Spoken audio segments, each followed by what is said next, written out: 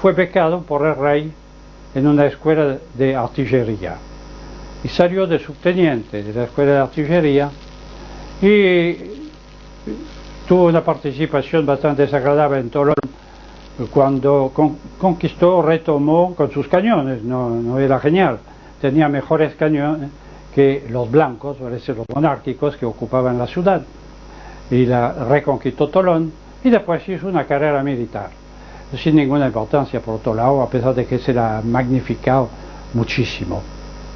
Pero Bonaparte tenía aspiraciones políticas y consiguió precisamente el apoyo del miembro del directorio más importante, más corrupto, el famoso Barras. Barras, que entre paréntesis era el amante de la futura mujer de Napoleón, de la Josefina de Beauharnais. Barras vio que esto terminaba mal para ellos especialmente, y que necesitaba alguien con el puño firme. ¿Quién más que un soldado? ¿Quién más que un general? Bonaparte había llegado a este grado a los 24 años, creo. En aquel entonces era como durante la resistencia francesa, donde había chicos de 18 años con galones de coronel, solo se había cosido ellos mismos, era muy fácil. Y Napoleón hizo exactamente la misma cosa. Bueno, no era Napoleón todavía, se había convertido de Bonaparte en Bonaparte. Bueno, está bien, pero tenía un pasado un poco desagradable. En efecto, él había sido últimamente comandante en jefe del ejército francés en Egipto. La guerra se había desencadenado entre Francia la declaró, la Francia democrática, la declaró a Austria, hubo una coalición de los países europeos, inclusive Gran Bretaña, que aprovechó la situación que había creado ella, y el gobierno de París envió un ejército a Egipto para tomar las posiciones inglesas del Medio Oriente por atrás.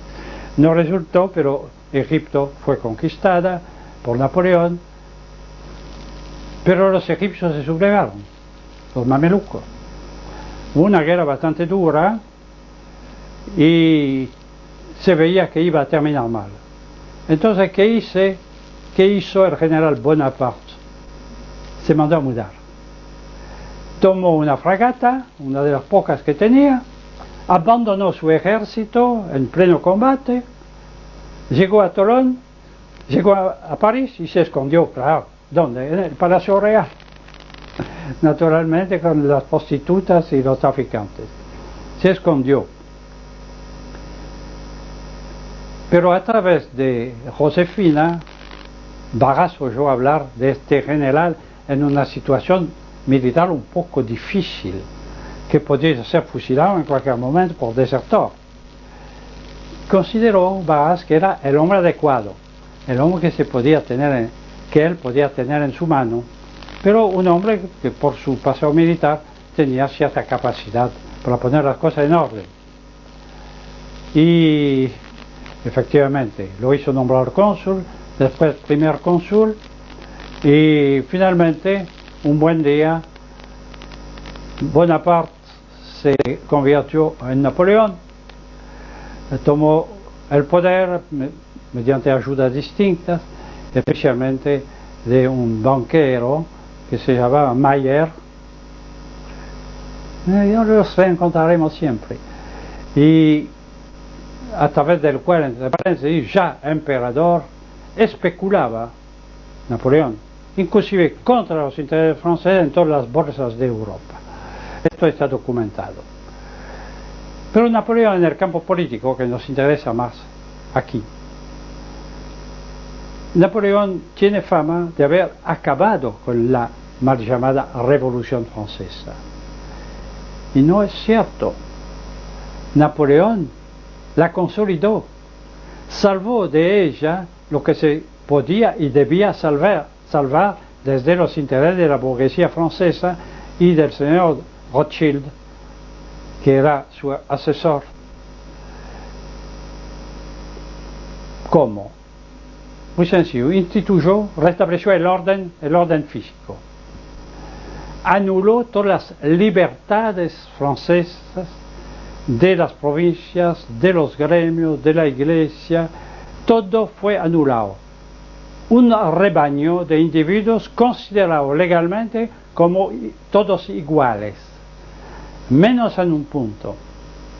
Había un sistema electoral, pero este sistema electoral era censatario, es decir, solo tenían derecho de voto los que pagaban determinada cuota de impuesto. Solo pagaban los burgueses, solo votaban los burgueses, y los demás, cero.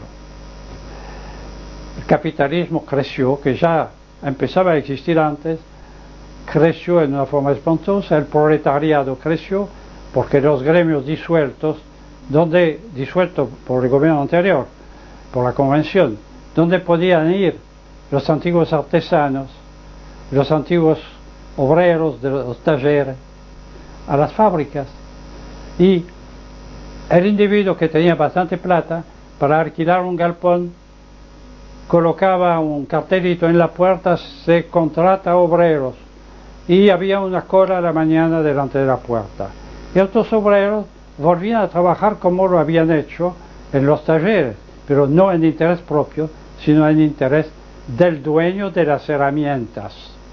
Era el capitalismo más crudo que empezaba, y no, desgraciadamente no terminó en aquel entonces. Y Napoleón fue quien impuso el sistema a Francia, lo estabilizó. Esto en el orden interior.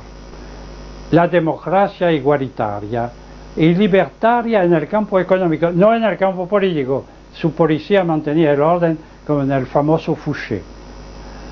Y en el campo internacional, bueno, vimos que los gobiernos anteriores, la convención exactamente, había declarado la guerra prácticamente a toda Europa. Los ejércitos franceses recibieron bastante palizas, a pesar de ser buenos combatientes, formados por buenos combatientes, porque la capacidad en el combate proviene de la raza, y la raza no había cambiado en 20 años. Pero la propaganda se las arregló para magnificar su acción, inclusive inventar una batalla, la famosa batalla de Valmy, atacado por el ejército prusiano que había entrado en Francia. Los voluntarios del año 2 de la República los repelieron. No hubo batalla alguna. Hubo 3 canonazos contra un molino de viento que estaba en la lejanía y nada más. Pero sí, había una complicidad del duque de Brunswick, que era el comandante del ejército prusiano, masón de alto nivel, que en lugar de seguir avanzando se retiró con el pretexto de que sus fuerzas habían sido superadas, y no era cierto. Cuando Napoleón reorganizó el ejército muy seriamente, ya no con voluntarios, sino con soldados profesionales, y creó su famoso gran ejército, donde había una parte de tropas francesas, tropas alemanas, tropas de todas las nacionalidades de Europa. Empezó a avanzar y a conquistar Europa, hasta Moscú, donde terminó mal el asunto. Sí, terminó mal, el general invierno. Pero ¿qué dejó entonces esto? Fuera de la pérdida de ciertos territorios de Francia en 1815, cuando terminó la guerra. Dejó en toda Europa las ideas del liberalismo, las ideas igualitarias y las ideas de autonomía de las nacionalidades. La Europa del antiguo régimen era una Europa abierta. Había guerras, sí, guerras de unidades mercenarias de 1000 hombres que se peleaban únicamente durante el verano. Durante el invierno se iba a sus cuarteles y se quedaba inquieto. Una provincia podía cambiar de soberano. La gente no se daba cuenta, sí, únicamente por el busto del soberano que estaba en la sala principal de la Intendencia Municipal. Nada cambiaba, el mismo idioma, la misma ley, los mismos empleados públicos, absolutamente todo igual. La frontera, salvo en el campo económico, hasta la Revolución Francesa, estaba abierta. Por ejemplo, Alsacia, provincia anexada por Luis XIV, tenía frontera abierta con el Gran Ducado de Baden, Renania, del otro lado del Rin. El Rin nunca fue una separación, fue un vínculo entre las dos orillas. No había ningún problema y la gente iba a vivir del otro lado y viceversa sin ninguna dificultad. Y esto era cierto en toda parte. Inclusive hay cosas que parecerían extrañas. En Perpignan, capital de Rosellón, de la provincia catalana que está del lado francés de los Pirineos y que es parte de Francia desde Luis XIV, en la fortaleza hay una placa de bronce gigantesca escrita en español que conmemora la entrada victoriosa del ejército español en la reconquista de Perpignan.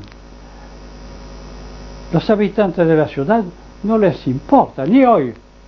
Sí, bueno, sí se peleaban allá, no sabemos muy bien por qué, pero ellos seguían siendo catalanes y siguen catalanes hasta cierto punto, hasta hoy.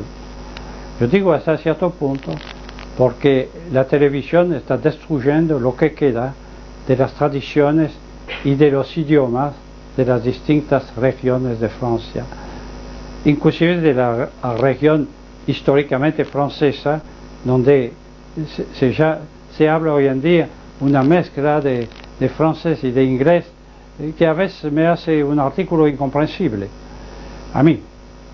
Pero en las demás provincias, estos idiomas que no se enseñan más, como lo contaba hace un momento, están suplantados cada vez más por ese supuesto francés de la televisión. Una bretona que vivió aquí durante muchos años y que volvió a Francia, después estuvo el año pasado de vacaciones acá, quiso volver a ver a Argentina, un poco sorprendido de lo que encontró, entre paréntesis, y me contaba que el bretón es muy difícil oírlo en Bretaña hoy en día, y el bretón lo hablaba la mitad occidental de Bretaña, solo. Yo estuve allá durante unos meses en el 39 con mi regimiento y a menudo nos topábamos con gente que no entendía cuando les hablábamos, solo hablaba y solo entendía el bretón. Esto era cierto de toda parte. Yo servía en un regimiento de artillería formado en Nîmes, en el Languedoc, y tuve bastantes soldados de alta Provenza que tampoco entendían el francés. Pero esto se está anulando. Es decir, que el igualitarismo empobrecedor está ganando terreno en gran parte por efecto de la televisión. ¿Por qué? Porque la televisión la hacen desde París. Y desde París tiene más prestigio que los pocos canalitos que puede haber, no sé si los hay siquiera, en las distintas provincias. Sí, no tienen canales, pero tienen un espacio de unas horas por semana. Pero esto, bueno, es cosa secundaria. Las luces de París atraen. Y la democracia individualista se ha impuesto. Vale decir, el rebaño que constituyó Napoleón. Todos iguales, sin vínculos reconocidos entre sí, con los gremios disueltos, con la iglesia manoseada, con el ejército otra vez profesional, que eso está bien, pero otro lado. Y el pueblo tiene derecho a votar cada 4, 5, 6 años, poner una boleta en la urna, sin saber a quién está votando, porque los candidatos son elegidos por los partidos políticos. Y los partidos políticos son lo peor de la democracia y son la esencia de la democracia. Es decir, una pequeña oligarquía